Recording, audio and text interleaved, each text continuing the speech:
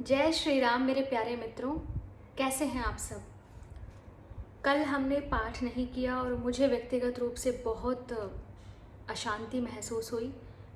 पूरा दिन ऐसा लगा कि जैसे व्यर्थ हो गया। मैंने सोचा कि मैं पाठ ना करूं, पर आज सुबह उठते ही मन में फिर विचार आया, नहीं पढ़ना है मुझे। जितना भी ईश्वर की प्रेरणा से समझ में आएगा उतना ही समझते हुए मुझे पढ़ना है। तो आज हम 17वां अध्याय प्रारंभ कर रहे हैं। ओम श्री परमात्मने नमः अथ सप्तदशो अध्यायः। इस 17वें अध्याय के आरंभ में अर्जुन ने श्रद्धा युक्त पुरुषों की निष्ठा पूछी है, तो उसके उत्तर में भगवान ने 3 प्रकार की श्रद्धा बतलाकर श्रद्धा के अनुसार ही पुरुष का स्वरूप बतलाया है। फिर पूजा यज्ञ तप आदि में श्रद्धा का संबंध दिखलाते हुए अंतिम श्लोक में श्रद्धा रहित पुरुषों के कर्मों को असत्य बतलाया है।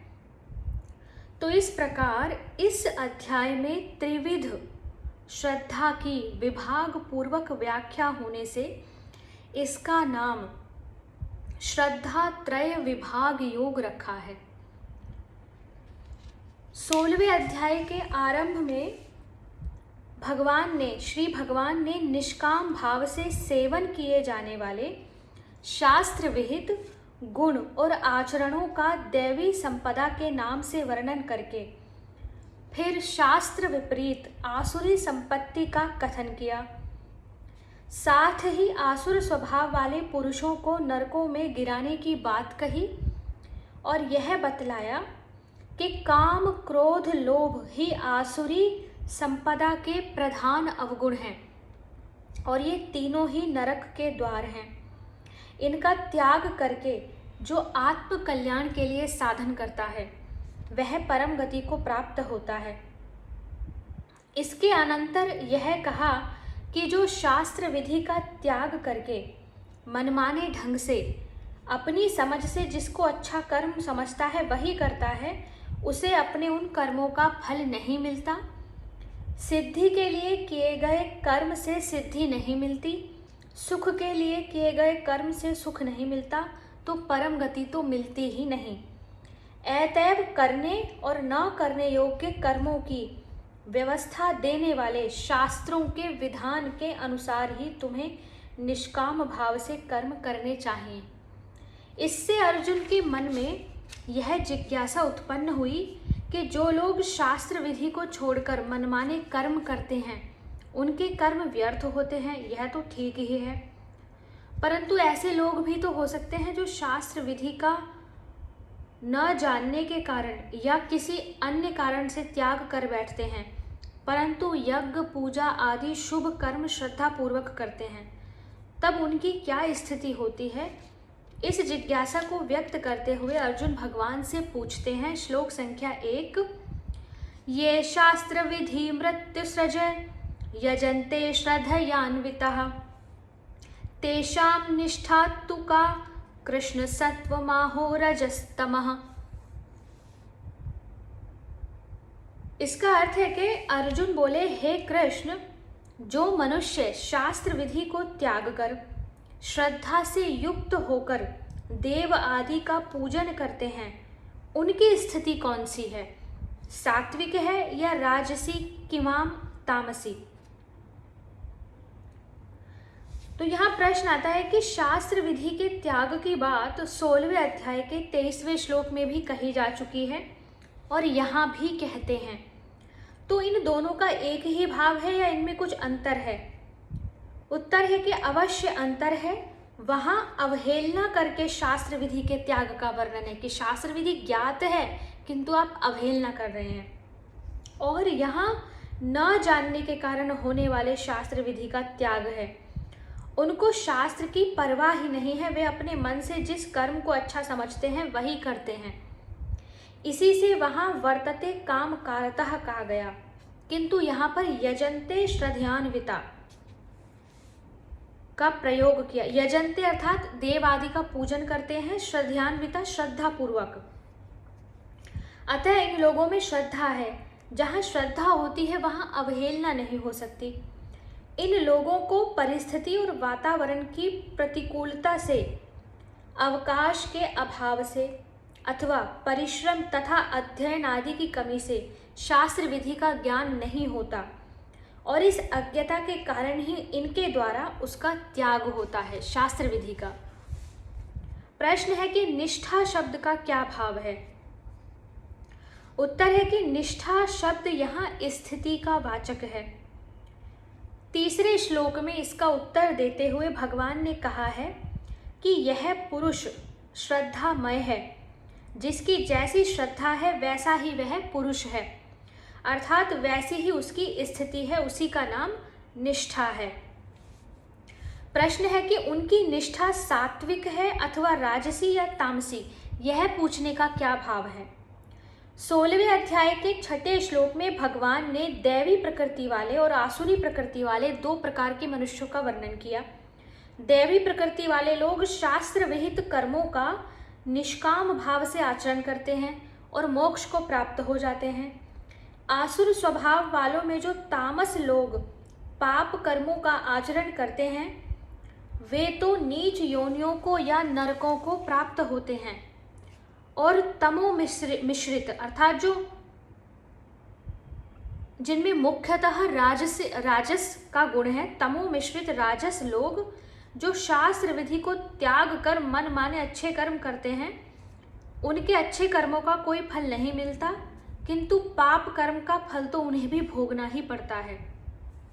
इस वर्णन से दैवी और आसुरी प्रकृति वाले मनुष्यों की उपयुक्त बातें तो अर्जुन की समझ में आ गई, परंतु न जानने के कारण शास्त्र विधि का त्याग करने पर भी जो श्रद्धा के साथ पूजन आदि करते हैं, वे कैसे स्वभाव वाले हैं, दैव स्वभाव वाले या आसुर स्वभाव वाले, इसका स्पष्टीकरण नहीं हुआ।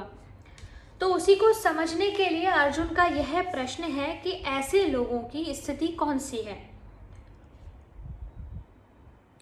अब प्रश्न है कि ऊपर के विवेचन से यह पता लगता है कि संसार में 5 प्रकार के मनुष्य हो सकते हैं। पहले, जो शास्त्र विधि का पालन भी करते हो, जिनमें श्रद्धा भी है। दूसरे, जो शास्त्र विधि का किसी अंश में पालन करते हैं परंतु उनमें श्रद्धा नहीं है। तीसरा, जिनमें श्रद्धा तो है पर जो शास्त्र विधि का पालन नहीं कर पाते। चौथे, जो शास्त्र विधि का भी पालन नहीं करते, श्रद्धा भी नहीं है। पांचवें, जो अवहेलना करते हैं शास्त्र विधियों का।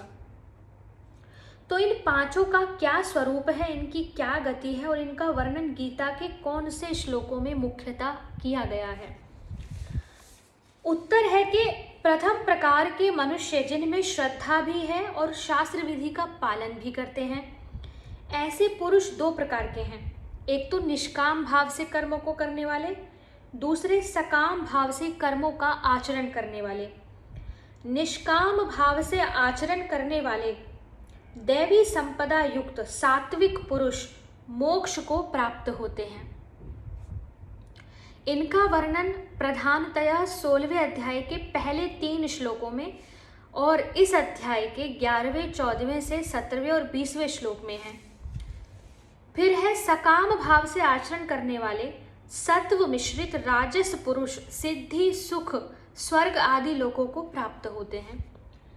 जिनमें श्रद्धा भी है, शास्त्र विधि का पालन भी कर रहे हैं, किंतु सकाम कर्म कर रहे हैं, तो वह सिद्धियों, सुख और स्वर्ग आदि का भोग करते हैं।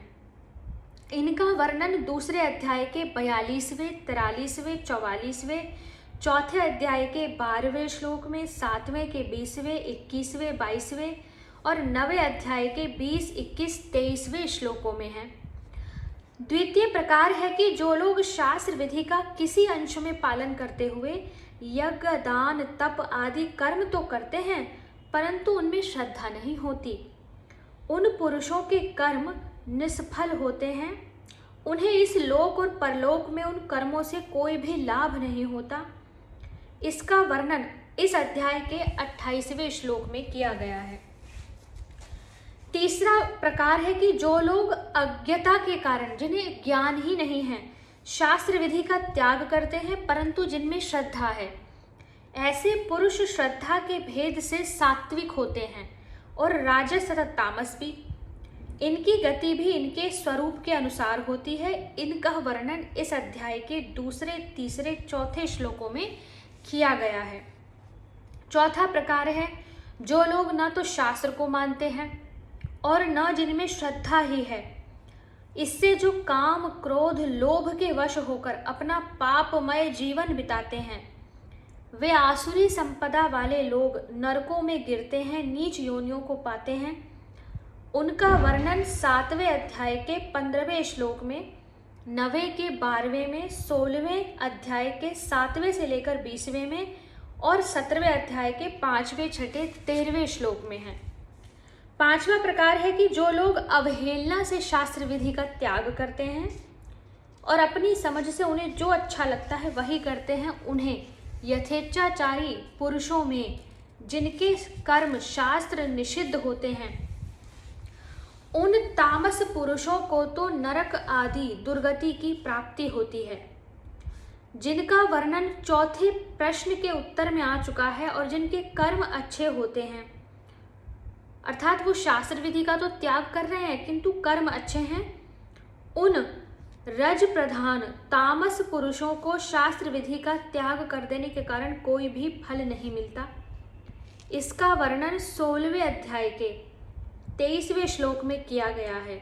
ध्यान रहे कि इनके द्वारा जो पाप कर्म किए जाते हैं उनका फल तिर्यक योनियों की प्राप्ति, नरक की प्राप्ति अवश्य होता है। तो इन पांचों प्रश्नों के उत्तर में प्रमाण स्वरूप जिन श्लोकों का संकेत किया गया, उनके अतिरिक्त अन्यान्य श्लोकों में भी इनका वर्णन है। श्लोक संख्या 2 से आगे की वीडियो में पढ़ेंगे। तो मुख्यतः यहाँ